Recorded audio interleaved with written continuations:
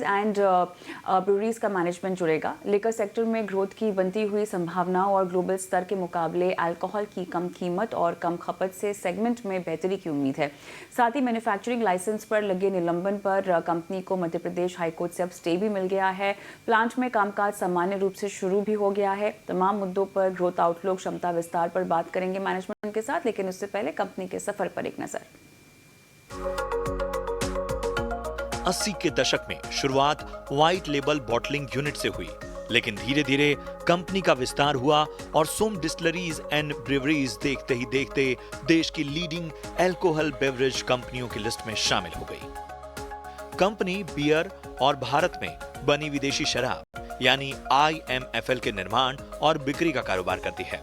सोम group के portfolio में spirit, beer और ready to drink, rectified spirits और इथाइल न्यूट्रल अल्कोहल जैसे प्रोडक्ट्स के कई ब्रांड शामिल हैं। कंपनी देश की largest single location brewery plant है, जहां डिस्टिलेशन, स्टोरेज और मैचुरेशन की सुविधाएं हैं। कंपनी के भोपाल प्लांट में सालाना 12.5 मिलियन केस बनाने की क्षमता है। वहीं ग्रोथ की बात करें तो ग्लोबल स्तर के मुकाबले भारत के लिकर सेक्टर में आगे बढ़ने और बेहतर मुनाफा ग्रोथ की क्षमता काफी मौजूद है। साथ ही बेहतर डिमांड, क्षमता विस्तार और नए अधिग्रहण की योजना से सोम डिस्टिलरीज के कारोबार में बेहतर ग्रोथ की उम्मीदें हैं। हाल ही में चाइल्ड लेबर विवाद के बाद मैन्युफैक्चरिंग लाइसेंस पर लगे निलंबन पर कंपनी को मध्य प्रदेश हाईकोर्ट से स्टे मिल गया। कोर्ट के आदेश के बाद कंपनी के प्लांट में कामकाज सामान्य रूप से फिर से शुरू हो गया है। खपत बढ़ने और ग्रोथ आउटलुक समेत कई मुद्दों पर चर्चा के लिए हमारे साथ जुड़ गया है सोम डिस्टिलरीज एंड ब्रूवरीज का मैनेजमेंट। चलिए, तो हमारे साथ सोम डिस्टिलरीज और ब्रूवरीज के चेयरमैन JK अरोड़ा भी जुड़ गए हैं। आपका स्वागत है हमारी इस बेहद खास पेशकश में। और चलिए, सोम ग्रुप पर जो इम्पैक्ट हुआ है, हालांकि जो सस्पेंशन ऑफ लाइसेंस को फिलहाल स्टे मिल गया है, बताइएगा किस तरह से सोम ग्रुप पर इसका इम्पैक्ट आप होता हुआ देखते हैं। देखिए, जो लाइसेंस का सस्पेंशन हुआ था, वो जो मेन हमारी कंपनी है, लिस्टेड कंपनी है सोम डिस्टिलरीज एंड ब्रूवरी, उसमें नहीं हुआ था। हाँ। ना उसकी किसी यूनिट में हुआ था। There are 3 major distilleries and breweries, one is in Bangalore, one is in Orissa, one is in Bhopal. तो इन तीनों में से किसी यूनिट पे नहीं था।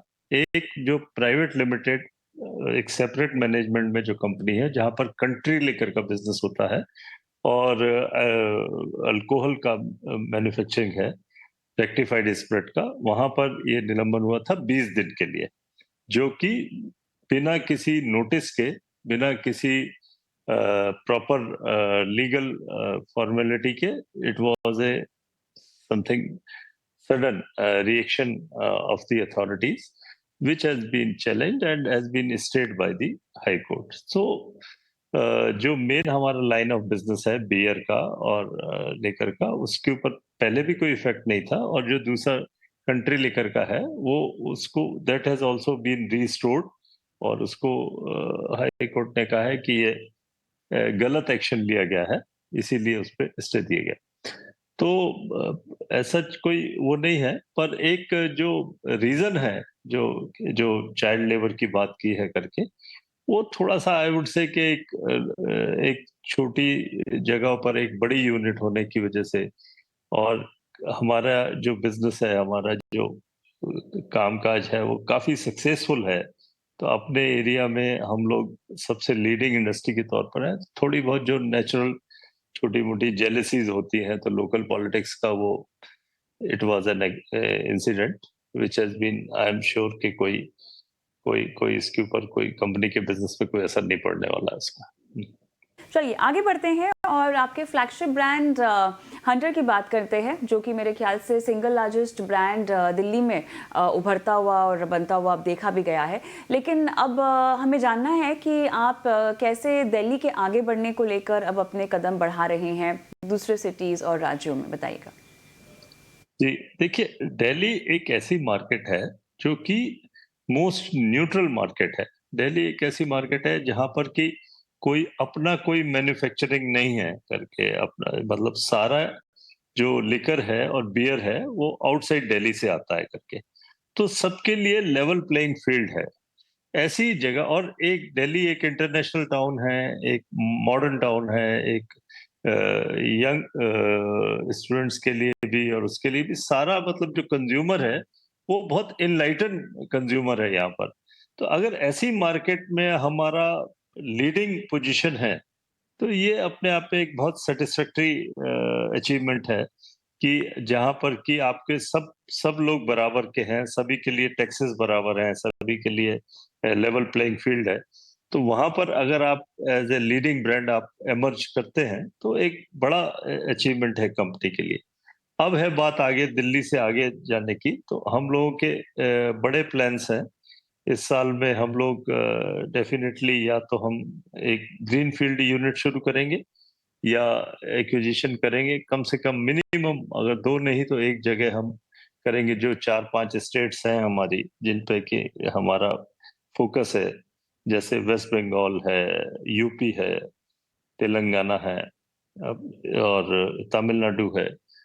ये जो बड़ी मार्केट्स हैं, इन मार्केट्स में से किन्हीं एक या दो मार्केट्स में हम अपना नया मैन्युफैक्चरिंग शुरू करेंगे, जो कि एक एक बड़ा जंप होगा पूरे अपने बिजनेस के लिए। थोड़ा सा आपके वॉल्यूम ग्रोथ आउटलुक के बारे में जानना है, जो आपने इस वित्त वर्ष के लिए अब तक आंक रखा होगा, और किस प्लानिंग के आधार पर आपने ये आंकड़े, अगर जो आप शेयर करेंगे, वो तय किए हैं, बताएं। जो बिजनेस के आंकड़े हैं जी, उसकी वॉल्यूम बात कर ग्रोथ रहे हैं। आउटलुक, वॉल्यूम ग्रोथ आउटलुक जानना है हाँ, आपका। वॉल्यूम ग्रोथ देखिए, बहुत प्रोजेक्शंस की बात तो मैं नहीं कर सकता हूँ because of the cooling period, since the results are due now to come out for the first quarter. But जो जनरल बिजनेस आउटलुक है उसमें तो देखिए, लेकर और बियर में ग्रोथ बहुत अच्छी है।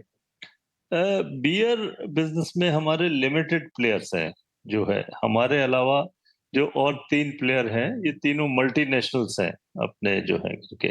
इंडियन कंपनीज में अगर आप टॉप 4 कंपनीज की बात करेंगे तो जो Som is the only company which is a domestic company and non multinational company.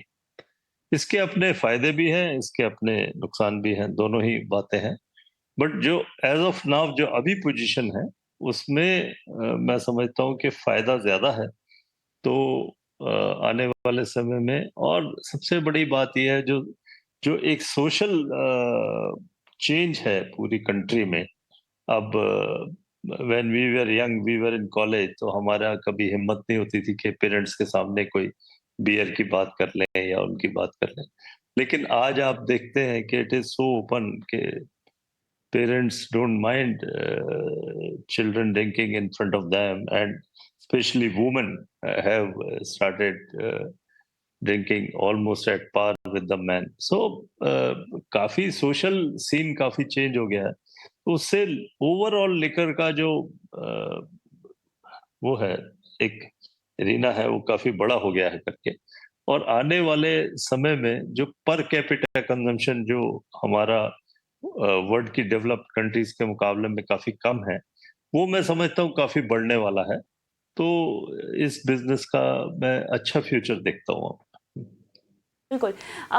चलिए, तो काफ़ी मेरे ख्याल से रेवेन्यू टारगेट को अचीव करने में भी आप काफ़ी कॉन्फिडेंट होंगे, 1500 करोड़ का FY25 में जो रखा हुआ है। और टारगेट मार्जिन प्रोफाइल भी क्या होगा आपका FY25 तक, बताइएगा। देखिए, मार्जिन प्रोफाइल अब देखिए, चूंकि रॉ मटेरियल और पैकिंग मटेरियल की प्राइसेस काफी स्टेबलाइज हो गई हैं, and I would go one step ahead के दैट थोड़ा सा एडवांटेज है अभी प्राइसिंग साइड में। और स्केल जो है, स्केल ऑफ इकोनॉमिक्स, वो काफी बेटर हो रहा है। तो प्राइसिंग का थोड़ा सा प्रॉफिट्स जो है, मैं समझता हूँ बेटर होंगे इस साल में। अपना जो है, ये जो फर्स्ट क्वार्टर भी हमको लगता है, तो लगता है कि कुछ बेहतर आएगा पिछले साल के मुकाबले में। राइट। थोड़ा सा यहाँ पे प्राइस हाइक्स के बारे में जानना है, क्या बाकी राज्यों से भी हम प्राइस हाइक्स की कोई घोषणा आती हुई देखेंगे? देखिए, सबसे बड़ी बात यह है कि मैंने एक बार पहले भी कहा था कि जो प्राइजेज हैं उसको स्टेट गवर्नमेंट्स कंट्रोल करना चाहती थी। कुछ स्पेशली मार्केट जैसे राजस्थान है या तेलंगाना है, इन्होंने बहुत कस के उसको रोका कि भाई प्राइस इंक्रीज ना मिले। बट अब जो है ऐसी स्थिति, देखिए मैं एक ब्रॉड पिक्चर आपको देता हूँ। देखिए जैसे कि फॉर एग्जांपल एक एक्स ब्रूवरी, एक केस जो ब्रूवरी बिकती है वो करीब 400 रुपीज पर केस का, ठीक है जी।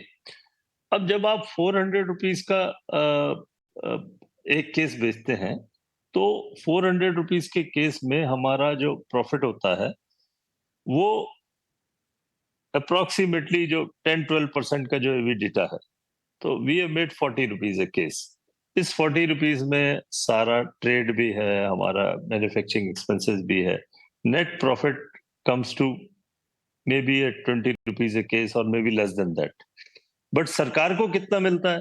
जब हम 400 रुपए का एक केस बेचते हैं, तो सरकार को मिलता है 1500 से लेके 1800 रुपए तक, 1600 रुपए तक।